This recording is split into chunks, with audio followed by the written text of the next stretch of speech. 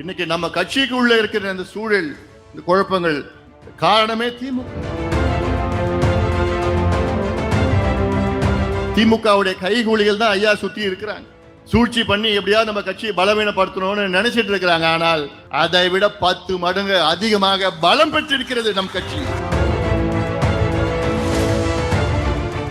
ஒரு முதலமைச்சர், ஒரு 3-4 அதிகாரிகள் வைத்துதான் அரசாங்கம் நடக்குது, அவ்வளவுதான்.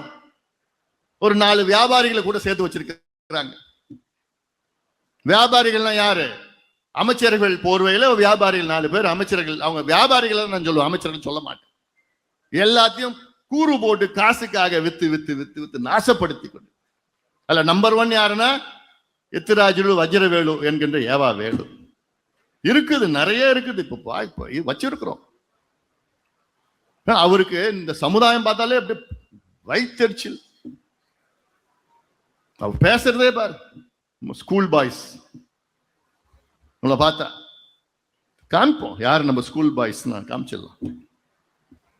அது மட்டும் இல்ல, இன்னைக்கு நம்ம கட்சிக்கு உள்ள இருக்கிற அந்த சூழல், இந்த குழப்பங்கள் காரணமே திமுகவுடைய கைகூலிகள் தான் ஐயா சுத்தி இருக்கிறாங்க. சூழ்ச்சி பண்ணி எப்படியாவது நம்ம கட்சியை பலவீனப்படுத்தணும்னு நினைச்சிட்டு இருக்கிறாங்க. ஆனால் அதை விட 10 மடங்கு அதிகமாக பலம் பெற்றிருக்கிறது நம் கட்சி. பலமாக இருக்கிறது, உணர்வாக இருக்கிறது. இந்த ஒரு காரணம் போதும் திமுக வீட்டுக்கு அனுப்புவது. இந்த ஒரு காரணம் போதும், பார்த்துக்கலாம். நானும் தயாரா இருக்கிறேன்.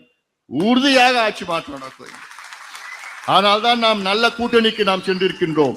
நீங்கள் விரும்பிய கூட்டணிக்கு நாம் சென்றிருக்கின்றோம். வெற்றி கூட்டணி நம்முடைய கூட்டணி.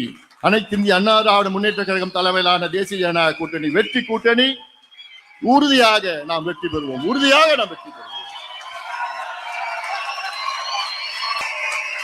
2 மாதத்துல நீங்க பார்க்க போறீங்க. திமுக சிங்கிள் டிஜிட்ல வரும். சிங்கிள் டிஜிட்ல வரும் திமுக. 1991 திமுக நடந்ததுதான் இப்ப நடக்க போகுது.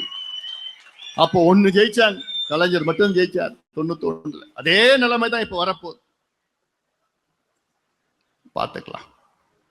ஏன்னா அந்த அளவுக்கு மக்கள் எல்லாம் கோபத்தில், ஆத்திரத்தில் இருக்கிறாங்க, கொந்தளிப்பா இருக்கிறாங்க. குறிப்பா பெண்கள், பெற்றோர்கள், இளைஞர்கள். நாங்க ஆட்சிக்கு வந்தா 5.5 லட்சம் அரசு வேலைகளை நாங்கள் உருவாக்குவோம்.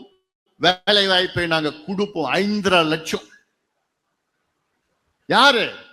ஸ்டாலின் அவர்கள் சொன்னது. நேத்து சொல்றார் வேலை வாய்ப்பை இவர் கொடுக்கிறாராம். ஒரு 30,000 பேருக்கு கொடுத்தார். மொத்தம் பார்த்தா 94,000 பேருக்கு கொடுத்திருக்காங்க, வேலை கொடுத்திருக்காங்க. 5 ஆண்டு காலத்துல வெறும் 94,000 பேருக்கு அரசு வேலைகள்.